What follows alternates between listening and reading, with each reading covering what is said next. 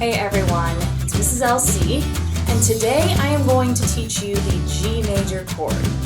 So the G and the G7 chord are kind of interchangeable about which one should come first. Should you do G first or G7? In my series I did G7 as the third chord instead of waiting until the fourth, but the G major chord is a turning point for beginning ukulele players. It is by far the most difficult chord to play of the beginning chords, but it is also an essential chord to learn. You have to know G major to be able to play a huge, monstrous amount of songs. But it is going to take you a little bit longer. It is a little bit more frustrating, and that is totally 100% normal. So if you're struggling as we go through here, know that you are not alone. I struggled with G major when I first started. I thought there'll never be a day that this is ever going to get easier for me, and I promise it does. Now, if you're using the sticker system that I use in my classroom, our G chord is in purple. They're the purple dots on the neck, but I'm going to go ahead and put the chord graphic up for G right now on the screen. So if you take a look at this, this is a chord like G7 where we're going to use 3 fingers. All of the other beginning chords are just using 2 fingers.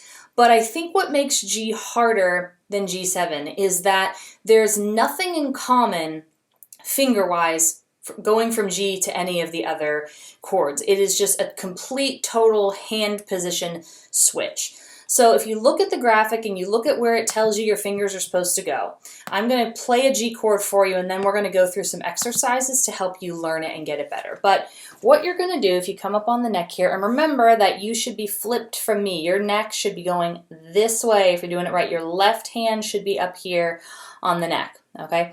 So if you take a look, what you're going to do is you're going to take your pointer finger, you're going to put it on the 2nd fret of the C string, and then you're going to leave the next string completely open for a second and take your 1st finger and set it down also on the 2nd fret of the A string.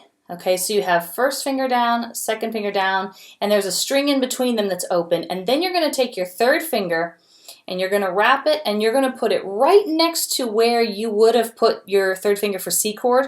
You're just going to move it over 1 string, okay, to the E string. So it's 3 fingers, and your middle finger should be the lowest one, so it's kind of like a W shape of your fingers. But your chord should sound like this. So if I do each string individually, now don't be surprised if it doesn't ring out just right or you have some muffled strings. That's really normal. You want to make sure that you're up on the tips of your fingers when you're pushing down on the strings. If you have nails, you might have to clip them. Sorry. But you want to try to just get that G chord so that you can hear each one of the strings ring out. That might take you a little bit just to get to that point. And then what you want to do is you want to remember how you're getting there. For me, personally, I always put my 1st finger down first, and I do it 1, 2, 3, 1, 2, 3. You may put your 3rd finger down first, but whatever it is, you just kind of, whatever the pattern is of how you get to G chord, just practice playing your G chord. Remember that you need to press down into the neck. If you're holding it, if your fingers are down too lightly, and I'm not pushing, it won't ring out, but if I push, it'll ring out, okay? So the first step is just get your fingers to the place of being able to play a G chord with all 4 strings ringing out. That is step 1, okay? Now, once you have that, remember that when we're playing songs, we have to travel. We have to know where we're going. So I attached a worksheet below, a document that will take you through a C, an A minor, and an F going to G. Most songs that have a G won't also have a G7. Sometimes they do, but you're going to be coming or going from one of those other 3 chords a lot more frequently.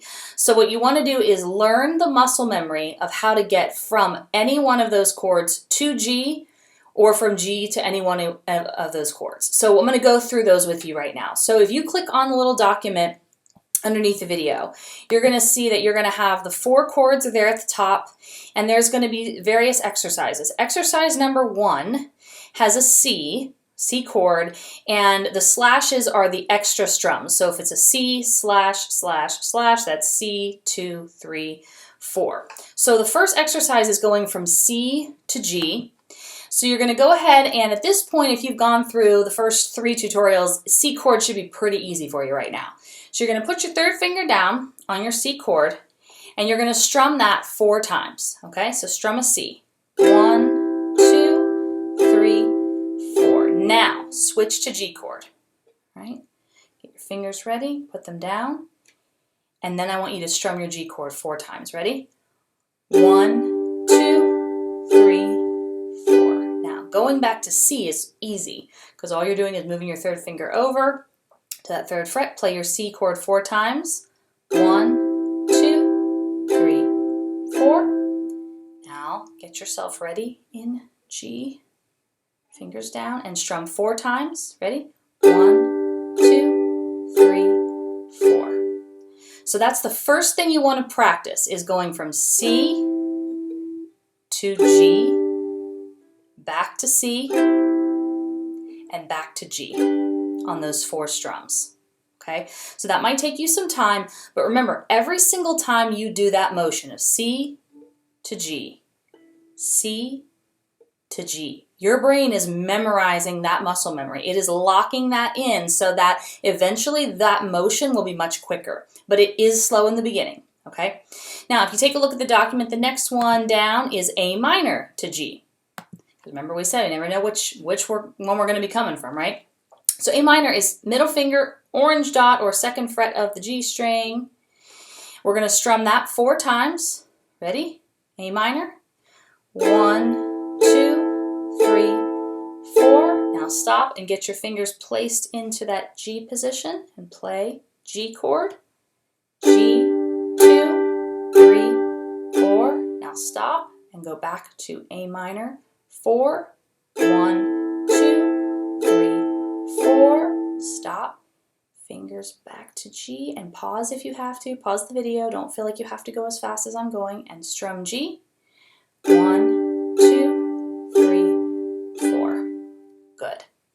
So you have to remember that when you're coming from A minor, your hand is in a different position. So even though you're going to the same chord, your brain has to remember that specific wiring of, if I'm here, how do I get here? Which is why you need to practice going to G from all of the chords that you know. It seems like it's really redundant, like why am I doing this so many times? Trust me, this is how you learn it, okay? And then the third one we're going to do is we're going to go from F, which is our middle finger, same as A minor, adding our first finger there on the top fret of the E string, and we're going to play that 4 times. Ready? F chord, ready? 1, 2, 3, 4. Then we're going to get to our G, switch to G 4 times. G, 2, 3, 4. Go back to F. Get your fingers set. Strum. 1, 2, 3, 4. And then we're going to get back to that G position. And G, 2, 3, 4. Good. So what you want to do is practice those exercises over and over until your switch to G is fairly smooth. Now, you don't have to wait until it's a perfectly smooth transition to start playing songs.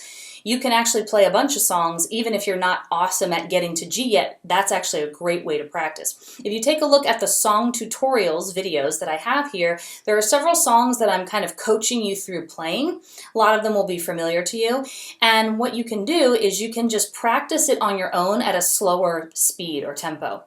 Don't worry if you have to stop for 5-10 seconds to get in place. All of that will eventually get easier, but the more you do it, the easier it gets. And playing it in a song is going to be more fun than playing it as an exercise. So definitely take a look at some of those song tutorials. I'll link a couple of them also down below. So this one is tough, guys, and I know that it's tough, and it is perfectly normal that it's going to be tough. That is how it is for all of us. But really, really commit to getting that G chord down and getting it smooth, because it is going to unlock so many doors for so many songs if you can just get it down. So practice the exercises, find some beginning songs that use the G chord that you can just play on your own without a video or a song playing to make you play it fast. And when you get a little more confident, then you get to do the play-along videos that have the G chord in it where you can kind of switch a little quicker. So I know this is tough. This is usually where I lose some people, where they go, okay, this is too hard. It was kind of that way for me too, and I'm a musician and I do this all the time, so don't feel bad. But just commit to getting this chord down and practicing it, and it is going to change the game for you as far as what you can play. So just hang in there, do the best you can, keep getting these exercises, do them 5 minutes a day, 5 minutes a day, over and over, and you will get this locked down. Don't forget to subscribe to the channel, click the little bell for subscription so that you can continue to get newer videos as they get posted. I continue to post song tutorials, play along videos. If you have requests, I'm happy to try to find songs and put them in an easy key for you to play. So thank you so much for subscribing, for being here, for learning with me. Have a great day, and I'll be talking to you very soon.